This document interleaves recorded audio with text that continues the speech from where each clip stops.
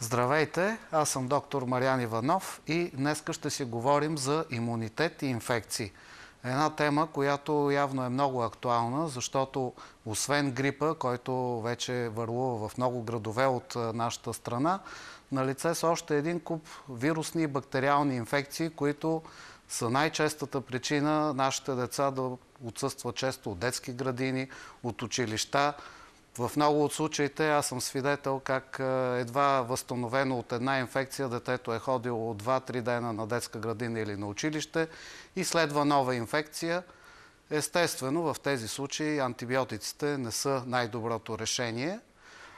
Налага се да говорим и е добре да говорим за имунитет и поради факта, че въпреки всичките съвременни лекарства, с които разполагаме, които уж лекуват инфекциите, като че ли нашите деца, пък и ние самите не ставаме по-здрави, бих казал напротив, ставаме все по-зависими от тези химически субстанции и това не би трябвало да продължава по никакъв начин. Трябва ясно да се знае, че има много хубави средства от народната медицина, че има хомеопатия, че има аромотерапия, че има фито- и нутритерапия, които са едни много меки имуностимулатори и с тяхна помощ ние бихме могли да стимулираме организма да се справи с една или друга инфекция. На разположение съм на нашите зрители да отговарям на въпроси, свързани с честите инфекции, свързани с хомеопатичното лечение и профилактика на тези инфекции, пък и с всякакви други народни средства, с които бихме могли да влияеме на инфекциите. Може би в началото е добре да спомена какво е хомеопатия. Хомеопатията вече от повече от 10 години е налице в нашата страна. Става все по-популярна, не случайно. Това е един метод на лечение на подобното с подобно, но с вещества в много големи разреждания. За какво става въпрос? Да вземем, например, лука, който всички познаваме. Знаем, когато белим лук, че започва едно обилно сълзене от очите, хрема, кихане и така нататък. Същите тези оплаквания биха могли да се дължат на вирусна или на бактериална инфекция и в тези случаи ние бихме могли да използваме лука като хомеопатично лекарство за лечение на такива оплаквания, само че вече в много големи разреждания. Ето това е лечение на подобното с подобно. Друг основен принцип в хомеопатията е принципа на индивидуалността. В хомеопатията разполагаме с много средства, с които бихме могли да повлияем една хрема, да речем. Има над 30 медикамента, които биха могли да бъдат изписани в зависимост от това какъв е вида на секретите, дали те са съпроводени от повишена температура, от болки в гърлото, от кашица или от нещо друго. По същия начин бихме могли да влияеме и на бактериалните и на вирусните инфекции, причиняващи възпаление на гърлото. Не случайно хомеопатичните лекарства намират все по-голяма популярност в цял свят. Даже в много от страните в Западна Европа Здравната каса реимбурсира голяма част от лечението, свързано с хомеопатията. Важно е да се знае, че хомеопатията представлява сигнал за организма, който стимулира отключването на неговия собствен лечебен потенциал. А по принцип всеки от нас има огромен потенциал за справяне с една или друга вирусна или бактериална инфекция. Може би така най-често използваното хомеопатично лекарство за профилактика и за лечение на инфекциите, това е остеококцинум. Той е изключително популярен, не случайно. В период на опасност от зараза е препоръчително всяка седмица да се приема по един флакон от този медикамент, а когато започва остра вирусна инфекция с нейните симптоми, е препоръчително през няколко часа да се приемат няколко флакончета. Разбира се, освен остеококцинум съществуват още редица други медикаменти, с които ние бихме могли да стимулираме собствения оздравителен потенциал на организма. Да, има обаждане. Слушам. Ало? Да. Ало, здравейте, доктор Иванов. Здравейте. Искам да ви попитам, много ми е интересно това, което говорите. Искам да ви попитам как мога да лекувам хронична кашлица с хомеопатични лекарства.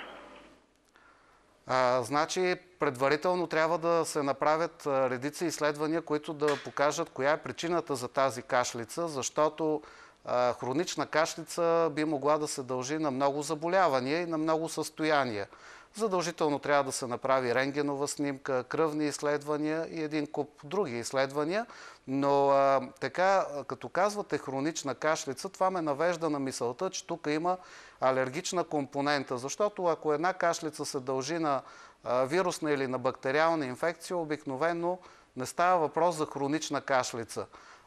Хронична кашлица, така като слушаме гласа ви, това е млад глас, не става въпрос за така наречения хроничен бронхит. Хроничният бронхит обикновено е заболяване, което засяга по-възрастните хора и кое е характерно за него, че 2 последователни години има минимум 3 месеца епизоди на кашлица и отделяне на храчки. Така че, като говорите за хронична кашлица, ако кашлицата е упорита, а пък няма установена причина за тази кашлица, най-вероятно има алергични моменти. Доколкото знам, вчера е станало въпрос за алергиите.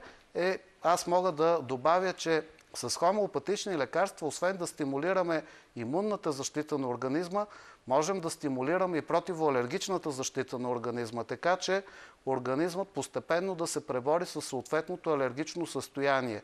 Аз лично имам много пациенти, и деца, и възрастни, също и другите лекари от медицинския център, в който работя, които са дошли при нас с терапия, с кортикопрепарати, инхалаторни, дори на таблетки. Това са познатите им флексоназе, флексотид и така нататък. Трябва да ви кажа, че изключително ефикасно се повлияват тези алергични състояния, алергичната кашлица с правилно подбрани хомеопатични медикаменти. Разбира се, не се спират веднага кортикопрепаратите, особено ако кашлицата е продължила по-продължително време и ако е налице сериозна алергия, обикновено към домашен прах. Много често да я наречем хронична кашлица, която не се повлиява или трудно се повлиява от стандартните, дори противоалергични нехомеопатични медикаменти, се дължи на алергия към домашен прах, тъй като от него спасение няма, има го навсякъде. И интересно ще ви кажа, че с хомеопатия можем да увеличим дори невъзприемчивостта на организма към този домашен прах. Така че можем да използваме редица хомеопатични медикаменти за стимулиране на противоалергичната защита. Ще се видим след малко отново. Влияе ли ви атмосферното налягане? Не съм обърнала внимание. На мен ми е добре, когато има слънце. Атмосферното налягане, не усещам някакво влияние директно върху здравето ми. Не го усещам. За мен да. Аз съм с кръвно налягане и атмосферното налягане много ми влияе. Открили ли сте за себе си, че ви влияе атмосферното налягане по някакъв начин на здравето? Атмосферното влияние. Атмосферното налягане. Вижте сега, ако ти си в ред, ако ти си спал като човек, не е проблем времето. Проблема е твоята психика. Първо ще оправиш себе си, после ще оправиш другите. Понякога, защото имам кръвно налягане, влияе. Не, аз не го усещам това нещо, защото нямам такива впечатления. Когато е ниско, когато е високо, въобще не. Специално на мен много влияе относно промяната и стари заболявания се проявяват. Да, разбира се, че ми влияе. Кръвното повишавам. Да, определено, но моята възраст е много напреднала, така че, като ме гледате на каква възраст съм, сигурно. Като се понижава, моето налягане се повишава, кръвното. Взимате ли някакви мерки? Знаете ли какво трябва да правите? Започвам да пия чайове, такива леки, успокоителни и гледаме. Ето вижте, излизам, разхождам се и изобщо това страшно ме тонизира, като съм сред природата, по улиците. Много обичам да се разхождам, да. Моите предпазни мерки са разходки на чист въздух. Не, нямам представа. За сега всичко е окей. Да си стоя вкъщи. Един куп лекарства ми дават. Имате ли някакви предпазни мерки? Знаете ли как да се лекуват? Какъв смисъл предпазни? За ревматично. Не съм вземала. Какво знам? Горе-долу. Аз съм лекар. Ами с медикаменти. Аз съм с хипертоничка и си пия лекарството. Ами, гледам да ходя на чист въздух. Имате ли мигрена? Страдате ли от мигрена? Не. Не. Не, слава Богу. Имате ли мигрена? Мигрена, когато ми се повиши кръвното, иначе мигрена отделно, без да има причина високо кръвно, няма. Не.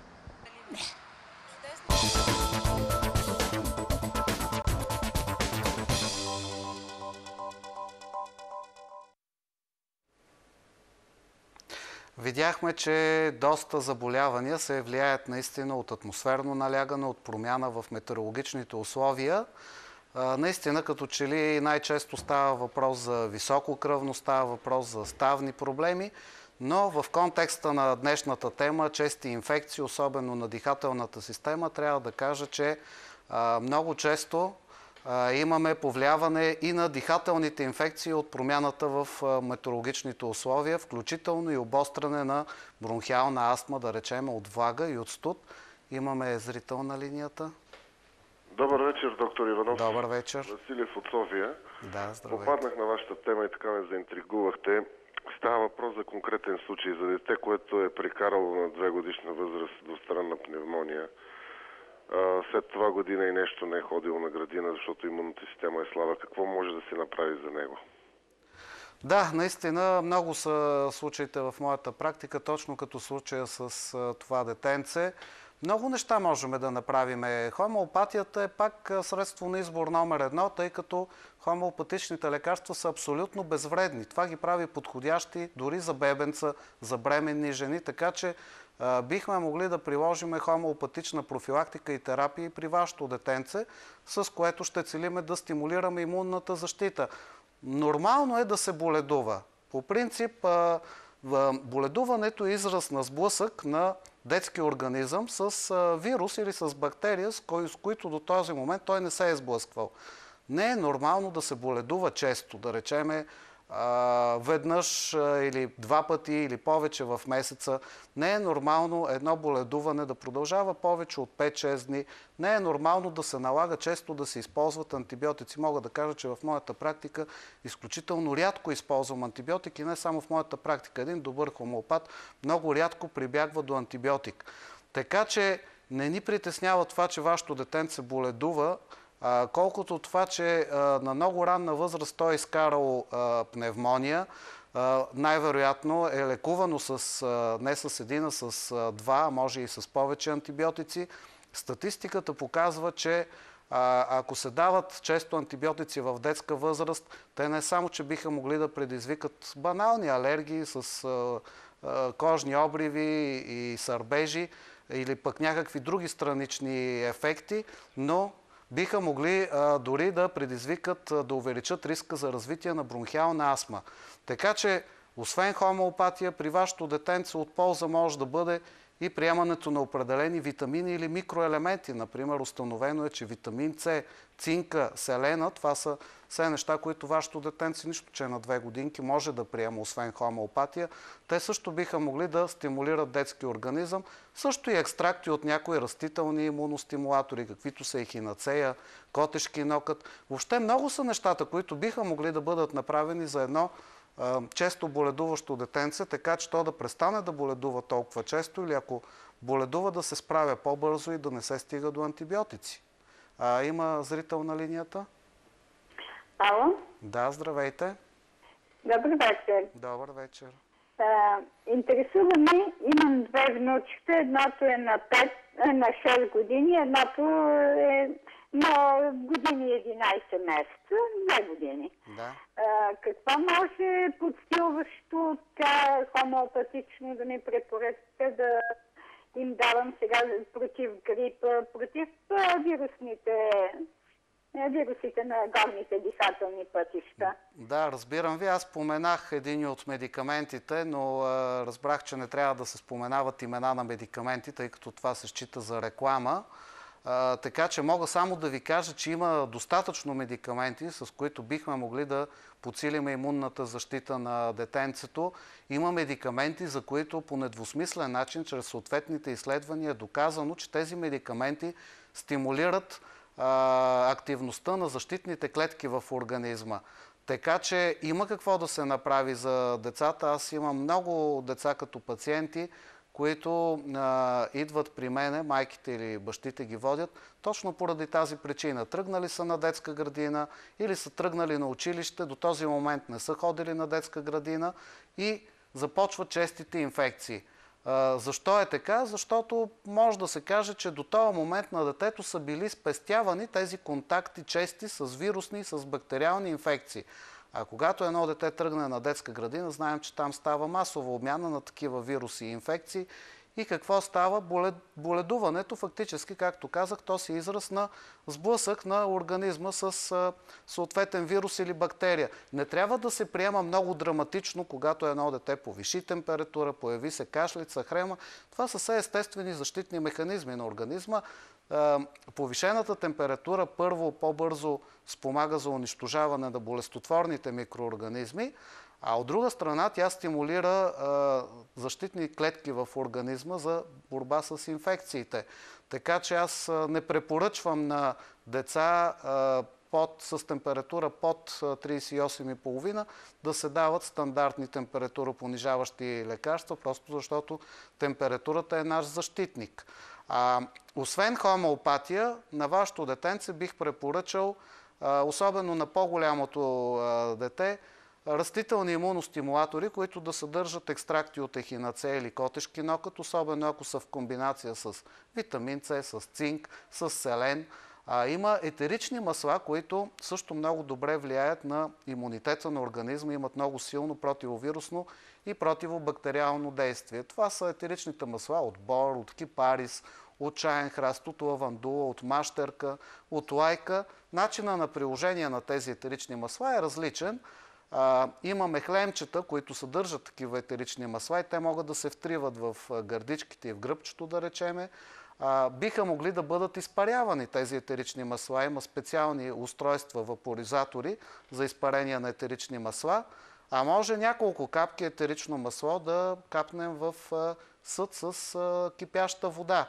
Така или иначе тези етерични масла, те попадат в дихателните пътища и там оказват мощно противовирусно и противовъзпалително действие. Да, има друг зрител на линия. Добър вечер. Добър вечер. Искам да ви попитам за хроничен синузит. Кои билки са подходящи да пия? Да, има изключително добри медикаменти, хомеопатични и за остър, и за хроничен синузит. Включително за случаи, когато са правени многобройни пункции с разочароващ или недостатъчно добър ефект.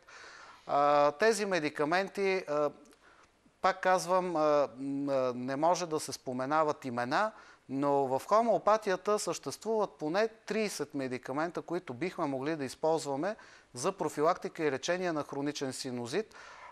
Имаме медикаменти, с които можем да стимулираме от една страна имунната защита. Това ви е необходимо, за да се справите с хроничния синузит. От друга страна има медикаменти, които влияят директно на процеса на нагнояване, с които бихме могли да спреме процеса на нагнояване и да се резорбират обратно тези гнойни секрети, които се образуват при обостряне на един хроничен синузит. Имаме медикаменти също така, с които бихме могли да повлияеме на хремата. Като какъв медикамент или група от медикаменти ще бъдат избрани, зависи от съответните оплаквания и зависи от вашата чувствителност като пациент, защото освен чисто симптоматични медикаменти, съществуват и медикаменти за така наречения чувствителен тип. Необходим е поне половин, а много често и 1 час на един хомеопат, за да установи кой е медикамента за чувствителен тип на съответния пациент. Интересното е, че когато този медикамент бъде назначен, той просто променя реактивността на пациента. Така че вие, ако до този момент сте имал склонност към чести синузити, с течение на времето постепенно тази склонност започвате да я преодолявате и синузита остава в миналото. Има и други интересни неща за синузит, които биха могли да бъдат направени.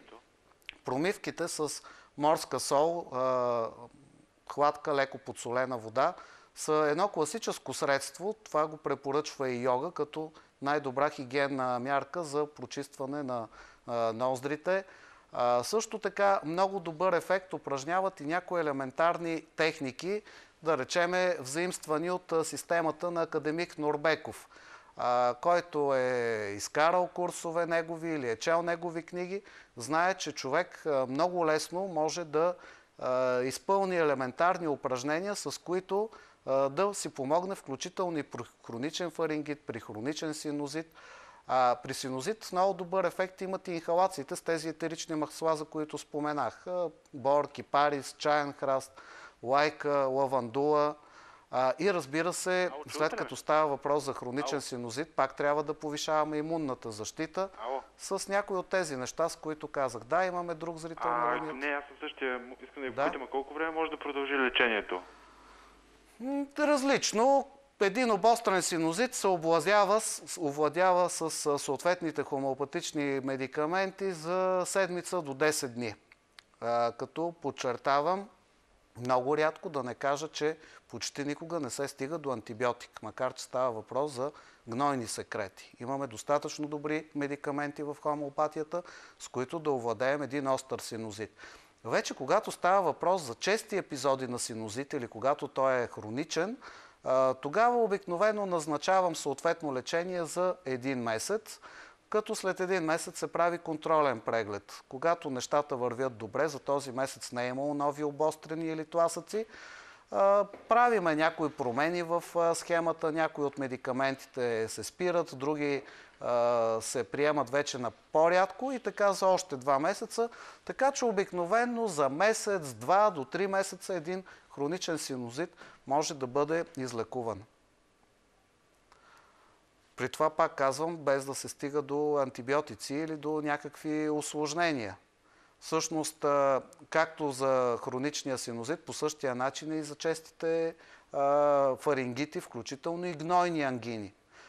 Също има какво да се направи с подходящи съответни хомеопатични медикаменти. Да, друг зрител има на линия. Слушам. Ало. Здравейте, слушам ви. Здравейте. Значи искам да попитам за едно малко детенце, то не е много малко, 5 годинки и половина. Тук слушаме вашето предаване. Значи много често се разболява и стигаме до бронхопневмония. Така. Какво може да ме посъветвате? Ами, да, хомеопатията не само лекува, тя е профилактира. Съществуват в нашия набор на хомеопатии, съществуват медикаменти, с които бихме могли да профилактираме такива чести епизоди на бронхопневмония. Пак казвам, някои от медикаментите са чисто симптоматични, други медикаменти с тях целиме да стимулираме организма да се справи с съответния проблем, а трети са медикаменти за типа реакция. Обикновено, когато става въпрос за чести боледувания, да речеме 2 в месеца или по-често, тогава става въпрос обикновено за така наречения туберкулинов реактивен тип. И точно в такива случаи лекарите хомеопати разполагат с медикаменти, които са от тази група туберкулинова, с които назначени по определен начин реакцията на детенцето може да бъде променена и детенцето да боледува като останалите. Да, има нов зрител на линия. Слушам ви. Добър вечер. Добър вечер.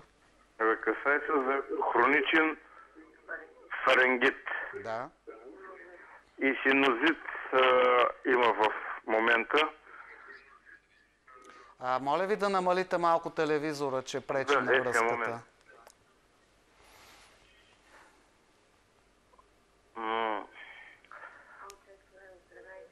От 13 години е този фарингит, който го има с синузита. Правили сме тук някакви опити за лечение, обаче... Какво показва гърления секрет и изправен ли е гърлен секрет за изолиране на бактерии и правен ли е носен секрет? Значи задължително във вашия случай трябва да имаме гърлен и носен секрет и най-малкото една кръвна картина с диференциация. Да? И прави ни така, изолирано на моменти, обаче пак продължава това пусто хъкане и се чудим какво да правим. Питам ви, защото в такива случаи, освен съответните медикаменти хомеопатични, освен имуностимулаторите, за които стана въпрос и етеричните масла, има хомеопатични лекарства, които са на базата на съответния причинител на инфекцията. Да речеме, има хомеопатични лекарства, които са на базата на стафилококи. Стафилококус ауреус, това е един от най-честите причинители на хронични хреми, на хронични фарингити. Съществува медикамент в хомеопатията, който е на базата на стрептококи. Така че във вашия случай, освен нещата, за които говорих до този момент, в зависимост от това дали има изолирано нещо като бактерия, бихме могли да предпишем и съответен хомеопатичен вариант на тази бактерия, с който... Къде е здравното заведение при вас? Моля? Здравното заведение, където сте вие? Здравното заведение, който има желание, след предаването може да се обади в редакцията и ще го кажа. Той е в София, но нещо друго да прибавя при вас. При хроничен фарингит много добър ефект има гаргарите с клеева тинктура. Това е спиртен извлек от прополис, който е изключително богат на вещества с противовъзпалително и директно противомикробно действие. Така че, за да разчитаме на успех при едно хронично състояние, трябва да имаме холистичен подход. Това значи цялостен подход. Това означава съответната хомеопатична комбинация, която ще бъде индивидуална за вас. Това означава имуностимулация с растителни имуностимулатори, съответно с витамини и микроелементи, които стимулират имунната защита. Тази прополисова тинктура или пък таблетки, съдържащи екстракт от прополис, етеричните масла, за които стана въпрос. И не на последно място тези техники, които можем да ги прочетем и ги има в системата на академик Норбеков. Разбира се и нещо друго, ако сте пушач, пушенето много често предразполага към такива проблеми. Задължително трябва поне да намалите цигарите. Можем още много да говорим по вашата тема, но има друго обаждане, да. Ало? Да, слушам ви, здравейте. Здравейте, искам да попитам, хомеопатията може да се справи с хъркането? Хомеопатията може да се справи с хъркането при деца, доколкото то се дължи на трета сливица. Това е много интересно приложение на хомеопатията. Обикновено третата сливица при деца, тя по принцип се увеличава, но се увеличава повече от нормалното, когато едно детенце започне наистина, когато спи, да хърка и когато спи и диша през устата. Всъщност, дори и през деня, много често ще видим едно такова дете, че диша през устата, защото не може да диша през носа от тази разраснала трета сливица. Да. Третата сливица обикновено разраства под въздействие на инфекции и на алергична предиспозиция на организма. И доколкото в хомеопатията разполагаме с медикаменти, с които бихме могли да стимулираме и имунната, и противоалергичната защита, бихме могли да доведеме до намаляване на тази трета сливица, да се избегне евентуална операция. Аз съм имал случаи, когато при мен са идвали родители с деца, на които 3 пъти им е правена операция на трета сливица и четвърти път разраства отново трета сливица. Така че в тези случаи да. Иначе при възрастните, хъркането при възрастните, хомеопатията не е основен метод, основно средство на избор за лечение на хъркането. Да, благодаря. Моля.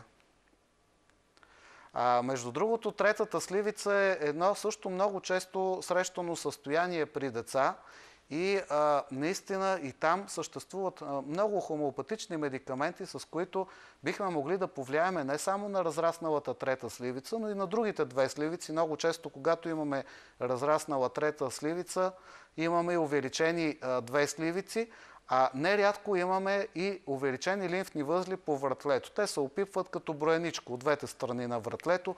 Родителите много често се безпокоят от тези лимфни възли. Разбира се, трябва да се направи кръвно изследване, за да се види дали не се касае за нещо по-сериозно. И ако всичко е наред, то тогава приемаме, че тези лимфни възли са разраснали под въздействие на честите инфекции, от които детенцето боледува, и тогава определено с хомеопатия ние имаме какво да направиме. Да, има друг зрител на линия. Ало. Да, здравейте. Здравейте. Значи имам такъв проблем пърхот. Дали може да помогне хомеопатията срещу пърхота? И доколко, разбира се, тя е ефективна? Да.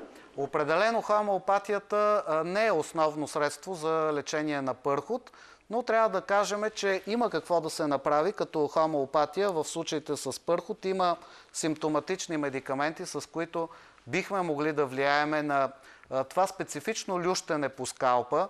Има медикаменти за тип реакция, с които ние бихме могли да ограничим или дори да спрем това лющене. Разбира се, има и други медикаменти, с които бихме могли да си помогнем, чисто хомеопатични. Аз обикновено, когато става въпрос за пърхот, освен съответните хомеопатични лекарства, назначавам и съответно препарати на билкова основа, назначавам шампуани, които съдържат селен и сяра и други микроелементи и витамини, с които пърхота добре се повлиява и общо взето не се стига до някакви сериозни противобактериални шампуани. Така че има какво да се направи определено, а пък като става въпрос за кожни проблеми, тук не е тема на днешното предаване, но хомеопатията е едно изключително мощно средство за стимулиране на организма да се справи с псориази, с атопичен дерматит, с хронични и остри уртикари и въобще с чести рецидивиращи херпеси. Така че има кожната патология, много добре се повлиява от хомеопатия, особено ако се комбинира с фитотерапия и с нутритерапия. Има какво да се направи. По повод на честите инфекции, задължително искам да спомена, че има определена връзка между честите инфекции и състоянието на нервната система. Установено е, че при хората, които са в стрес, има спад в имунната защита.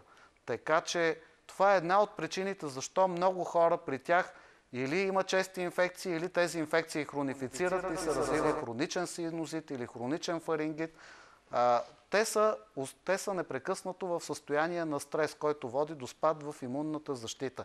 Така че тук, освен със съответните хомеопатични медикаменти, е добре да въздействаме за инфекция, добре да въздействаме и с такива, които спомагат за регулиране на стреса, за намаляване на стреса. Да, друг зрител имаме на линия. Добър вечер. Добър Бих искала вечер. да ви попитам. От години имам алергична хрема. С какво бих могла така да излекувам? Установено ли е на какво се дължи тази алергия? Да, Да, на какво? стежи, полени, домашен прах. За съжаление, традиционните медикаменти не ми помогнаха много. Да, значи вашата хрема би трябвало да е целогодишна, щом и полени и домашен прах, защото има много хора, които страдат от така наречената поленова алергия. Под въздействие на цветния прашет започват техните проблеми алергични с хрема, с често кихане, с чувство за сърбеж и дразнене в очите и зачервяване на очите. При тях нещата са по-лесни, защото обикновено тези оплаквания продължават месец, 2 до 3 и отзвучават, докато при хора като вас, когато има алергии към домашен прах, обикновено се касае за целогодишен, така наречен алергичен ринит. Да, категорично има какво да се направи с хомеопатия. Също и когато става въпрос за сенна хрема и когато става въпрос за целогодишен алергичен ринит. Както казах, има медикаменти, един от тези медикаменти е на базата на лука, за него стана въпрос в началото. Всъщност, вие много добре знаете, след като сте с алергичен ринит, че едно от основните ви оплаквания е една водниста, непрекъсната хрема. Много често има чувство за сърбеж и дразнене в носа и в очите, често кихане, така че медикамент на базата на лука би могъл да влезе в вашата схема за повлияване на алергичния ринит, това като чисто симптоматично лекарство. А иначе има хомеопатични лекарства, за които е установено, че стимулират организма да увеличи собствената противоалергична защита. Така че постепенно за месец или за 2 вашия организъм сам да започне да се справя с съответната алергия, при това без да се прибягва до противоалергични медикаменти или до кортикопрепарати. Също така, ако се и подбере медикамент за чувствителен тип, тогава ефектът наистина е още по-голям.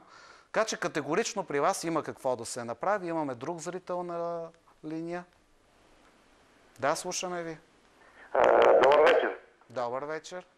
Значи, искам да ви попитам, аз, понеже съм постоянно в стрес тук преживях катастрофа тук от известно време и постоянно съм в стрес. Какви ли хапчета не пих за нерви, за такова. Постоянно едно ми е все едно. Сега не ми дадаха някакви такива розови малки хапчета, обаче и те не помагат. Ами, да ми кажете... Здравето, господине, е във вашите ръце. Значи на вас на първо място, разбира се, хомеопатията, тя помага, има чудесни медикаменти за стрес, за притеснение, за тревожност, за повишена раздразнителност. Има медикаменти, които за чувствителен тип, които като бъдат назначени заедно с тези симптоматични медикаменти, ние бихме могли да ви помогнем много. Но основното при вас е да промените начина на мислене. Стреса, за съжаление, обикновено в нашия живот не намалява. Той се увеличава прогресивно. Така че въпросът е ние как ще погледнем на този стрес. Аз обичам на хора като вас, като изписвам рецепта, в която има съответно хомеопатични лекарства, билкови продукти, нещо от нутритерапията, накрая завършвам с някоя друга книжка, която препоръчвам пациента да си прочете. Това са книжки на Джон Кехо, на Робин Шарма, на Норбеков, за който стана дума, на Дон Мигел Руис. Тези книжки ще ви помогнат да станете по-устойчив на стреса и да не се ядосвате за всяко нещо, което е около вас, защото ако вие не пренастроите начина си на мислене, много трудно някой друг отвън би ви помогнал. Разбира се, тук спадат спортните занимания, разходките сред природата. Може би ще ви изглежда тривиално, но това е така. Спортът и контактите с природата премахват стреса така, както нито едно лекарство не може да направи. И много други още неща могат да се направят, но първо започнете, променете начина на мислене. Вземете си Подсъзнанието може всичко на Джон Кехо, вземете 4-те споразумения на Дон Мигел Руис, вземете опитът на един глупак на Норбеков, ще видите за какво става въпрос. И ви го казвам от собствен опит, защото и аз съм бил в един непрекъснат стрес и ако трябваше да реагирам така бурно на всяко едно състояние, което се случва, просто щях сигурно да пия с шепи лекарства. Така, имаме друг зрител на линия, слушаме ви. Ало, добър вечер. Добър вечер. Много се извинявам, просто сега си включвам телевизора и видях, че говорите за хомеопатия. Имам проблем с имунната система и дали съществува някакво лекарство за повишаване на имунитета, което е по-универсално, просто за укрепване на имунната система? Да, съществуват. Едно от тези лекарства, вече стана въпрос за него, което е препоръчително да се приема веднъж седмично в период на опасност от зараза. Когато започне вирусна инфекция, е добре да се приемат няколко дозички през няколко часа. За това лекарство е установено, че или драстично скъсява периода на боледуване, или ако се вземе още при първите белези на заболяването не се развива, а много често, благодарение на това лекарство, ние така и не се разболяваме от вирусни инфекции. Наистина е много универсално, тук няма принцип на индивидуалност, защото за това лекарство са правени проучвания, които са публикувани в авторитетните наши списания, като British Journal of Clinical Pharmacology, които доказват, че определено ефектът му е много универсален. Съществуват и други, така да ги наречем, относително универсални хомеопатични стимулатори. Защо? Защото е установено за тях, че стимулират активността на макрофагите в човешкия организъм, независимо за какъв индивидуален тип чувствителност става въпрос. Макрофагите, това са клетките, които отговарят за имунната защита, така че назначаването на едно или повече такива лекарства определено би могло да повлияе на вашата имунна защита. А сега ще продължим след няколко минутки. Уважаеми зрители на телевизия Здраве, имаме удоволствието да ви представим днес в предаването Телевизионен прием известния лекар-хомеопат доктор Мариан Иванов.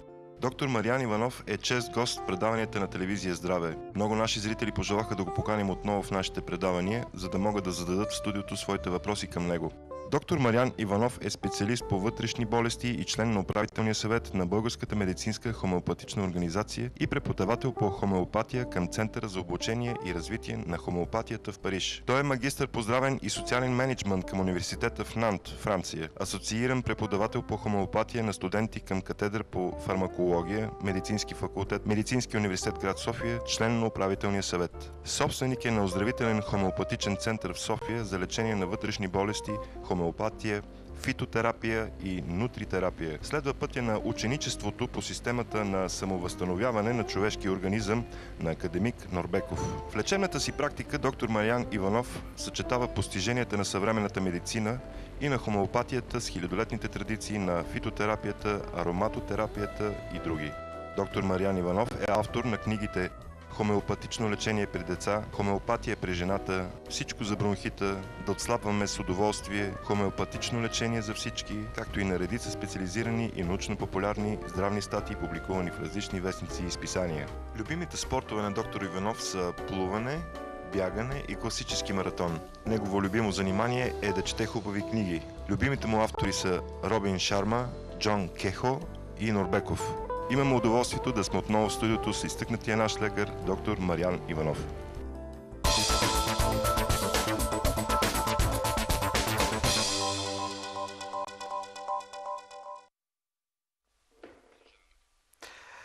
Така, толкова за имуностимулацията. Виждам, че интересът е огромен, така че за тези, които са си включили по-късно телевизорите, да кажа, че с хомеопатия определено можем да стимулираме имунната защита на организма, така че той да се справя не само с чести дихателни инфекции, но и с чести пикочни инфекции, с чести генитални инфекции, въобще с чести кожни инфекции, независимо от вида на инфекцията и независимо от това къде се намира тази инфекция. Да, имаме друг зрител.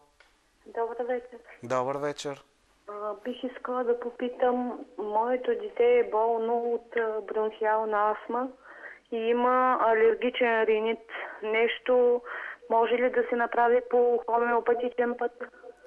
Не само, че може, но и трябва да се направи. И за мен е престъпление малките деца да бъдат лекувани за бронхиална астма с кортикопрепарати. Нямам нито един случай на детенце, което е дошло с бронхиална астма в медицинския център, което да е останало на кортикопрепарат. Кортикопрепаратите могат да останат за месец или за два, защото не се спират веднага, заедно с започването на хомеопатичното лечение, но постепенно, стимулирайки самовъзстановителния механизъм на детето, нуждата от кортикотерапия отпада. Да не говорим, че за кортикотерапията, за която се говореше, че когато инхалаторна е абсолютно безвредна, това вече е мит. Има достатъчно проучвания, които показват, че кортикопрепаратите, дори инхалаторни, нарушават костния метаболизъм на едно дете. Освен това, вътрешните органи на тези деца са по-малки. Така че изобщо не става въпрос за нещо съвсем безвредно, както досега много често са се опитвали да ни убеждават, защото кортикотерапията си е сериозно алопатично лечение.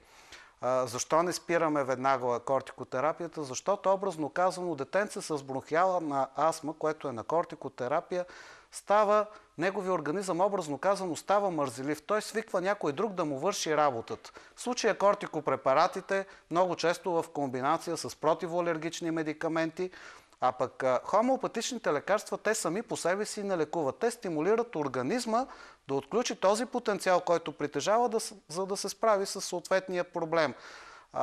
Така че, ако изведнъж спреме кортикотерапията и антихистаминовите медикаменти и го оставиме вашето детенце, да речеме, само с хомеопатия, най-вероятно в началото би имало едно сериозно обостряне, защото вашето дете не се е научило само да се бори.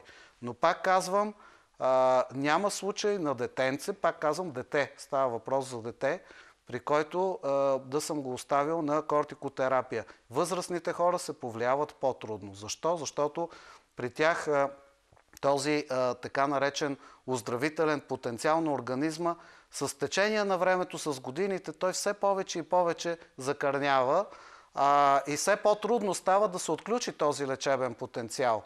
Но освен хомеопатия има и други много мощни оздравителни техники за справяне с бронхиалната астма. Една от тях е йога, другата е тази на академик Нурбеков, за който стана въпрос.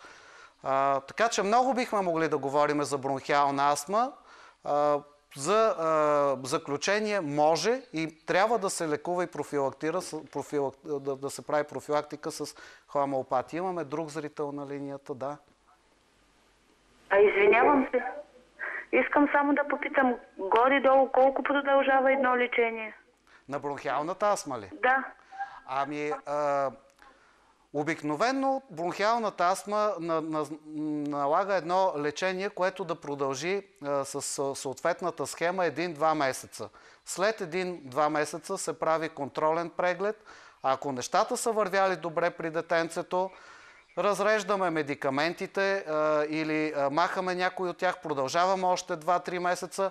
По принцип лечението е няколко месеца, но дори да е година, дори да е повече, става въпрос за хомеопатия. Метода на лечение, който е абсолютно безвреден, метода на лечение, който стимулира вашето детенце. Като се има предвид, че деца с бронхиална астма в продължение на години приемат кортикопрепарати и антихистаминови, какво да говорим? Да, има друг зрител на линията. Да, слушаме ви. Да? Ало. Да? Може ли нещо да кажете за простатата? Какво, за простатит или за увеличена простата? Какъв е вашия проблем? За увеличена простата. Да, не е точно в днешната тема, но има какво да се направи. Има хомеопатични медикаменти, с които бихме могли да профилактираме и да лекуваме увеличената простата, при положение, че наистина се касае за едно чисто доброкачествено увеличение. И то случаите са доказани с ехографско изследване. Ехографското изследване е основно, за да се следи състоянието на хората с увеличена простата. Така че имаме хомеопатични медикаменти, с които преодоляваме тази тенденция към растеж на простатата. Имаме хомеопатични медикаменти, които чисто симптоматично действат много добре, когато става въпрос за епизоди на често уриниране, за чувство на недоизхождане след уриниране, чести нощни ставания за уриниране.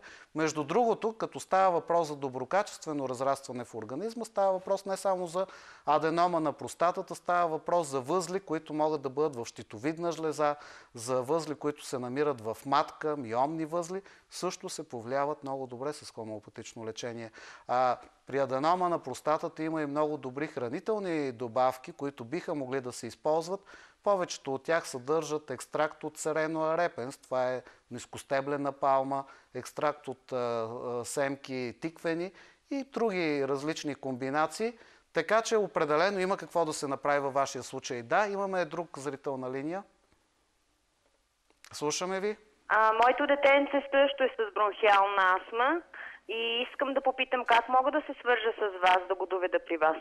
Ами след предаването може да се обадите на този телефон. От студиото ще ви кажат адреса на медицинския център. Има сайт Фитолек, може да влезете, да разгледате. Там има подробна информация какво лекуваме, как лекуваме.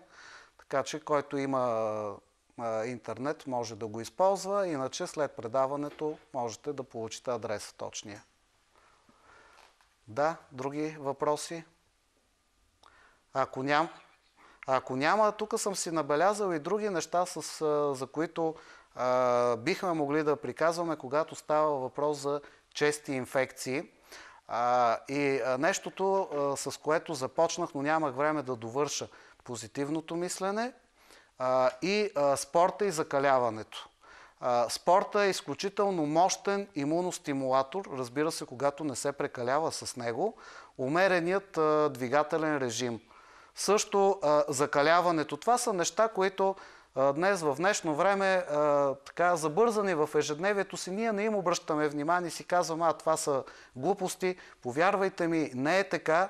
И ви го казвам и от собствен опит. Аз съм изключителен голям привърженик на спорта и на здравословния начин на живот.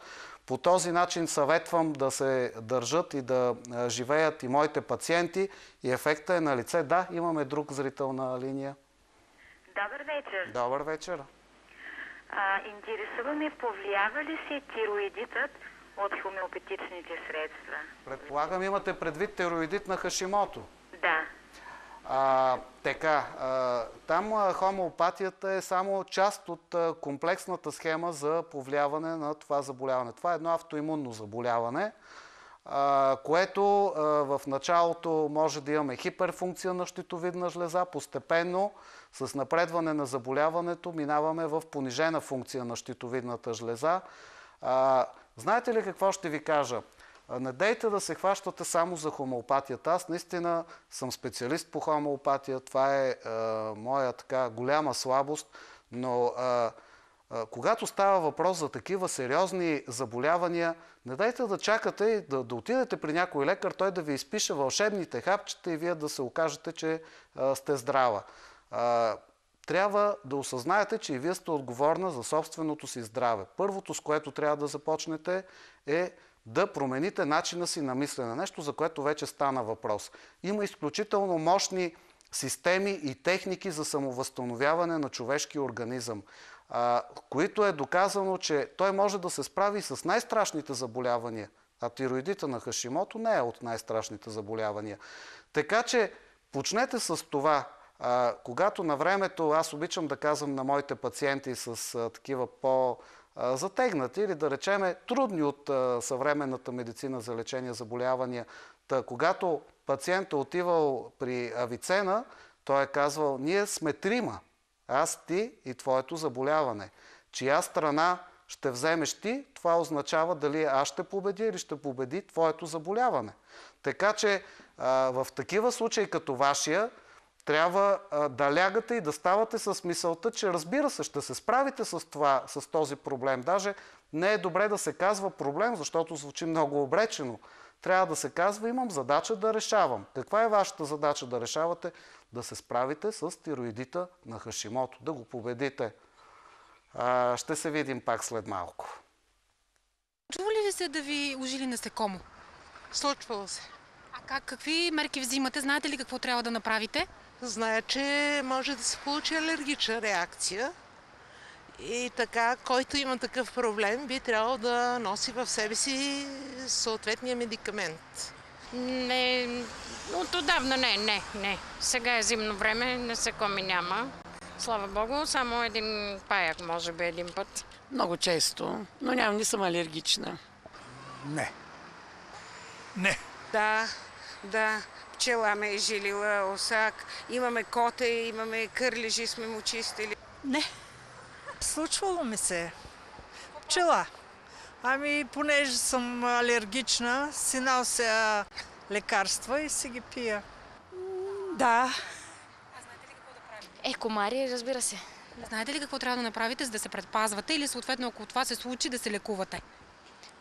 Предполагам, че ако е някакъв по-сериозен обрив или охапване, трябва да отида на кожен лекар. Но не ми се е случвало до сега. Аз знам, че с оцет трябва да намажа местото, за да не се подуе, примерно. Оцетната киселина нещо действа там добре, ама не съм много сигурна. Чесън се маже и с кал. Така ми са учили бабите. Обикновено знам, защото слушам какво трябва да се прави, но не ми се е случвало. Аз работех в градини, много кърлежи, но на мен не ми се е случвало кърлеж да ми се залепи. За кърлежите имам си пинсетка и така внимателно завивам така и го изваждам.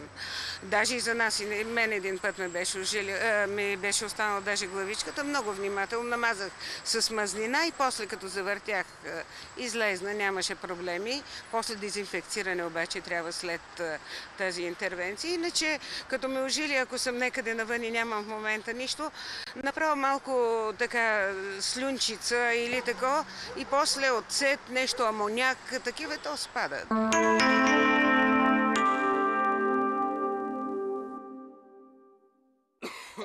Побеждава грипа. Ново от Чайка Фарма. Висококачествените лекарства.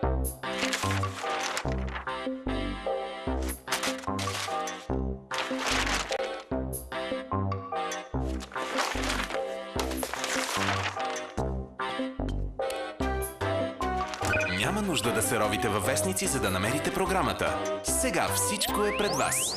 С справочника на ITV Partner няма нужда да следите часовника, за да не пропуснете любимото си предаване. Маркирайте го и телевизорът сам ще се превключи, когато то започне. Включи се сега за 0 лева.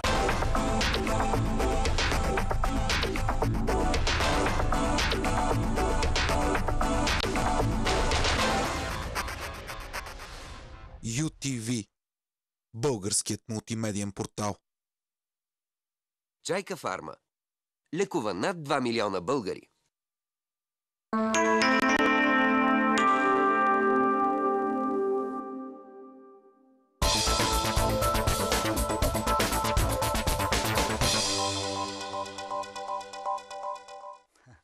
Много им се радвах на хората от анкетата. Виждам, че така здравната култура на българина е доста висока. По отношение на тези народни средства, аз се отнасям към тях с необходимото уважение. Наистина и оцета, и чесъна са много елементарни, когато става въпрос за ужилване от пчела или от оса и почти винаги вършат работа.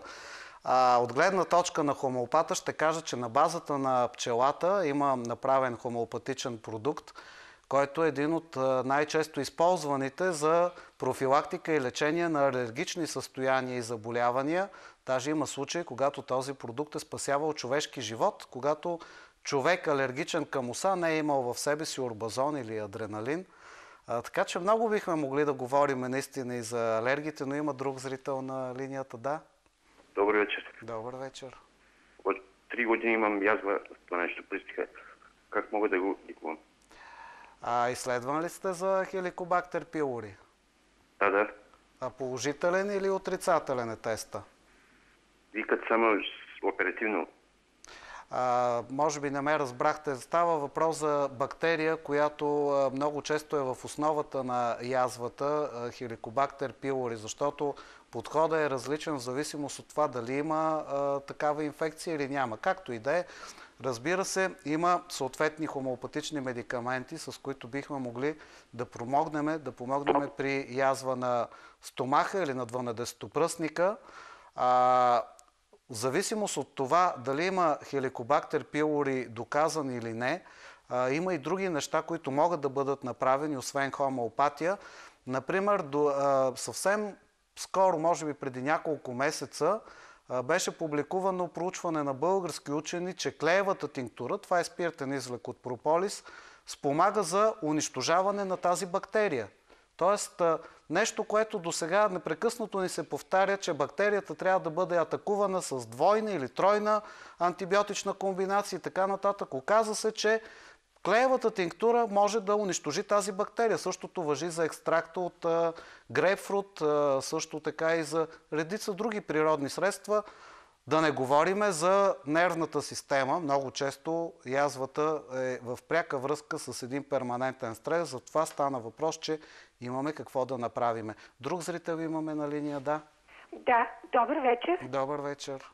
Доктор Иванов, внучето ми миналата година на 2 години в продължение на 2 месеца поддържаше хрема, гъста хрема.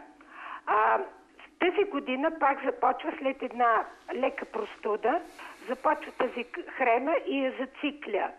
Дъщеря ми дава, между другото, и противоалергично.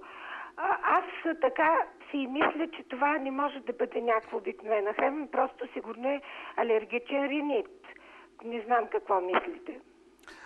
Обикновено, когато става въпрос за много гъста, особено ако е жълта или жълто-зеленикава хрема, тогава не става въпрос за алергия или поне не става въпрос за чиста алергия. Тогава става въпрос и за инфекция, за възпаление. Много често една упорита гъста хрема се предизвиква от стафилококус ауреус. Това е най-честият причинител на упоритите гъсти жълто или жълто-зеленикави хреми.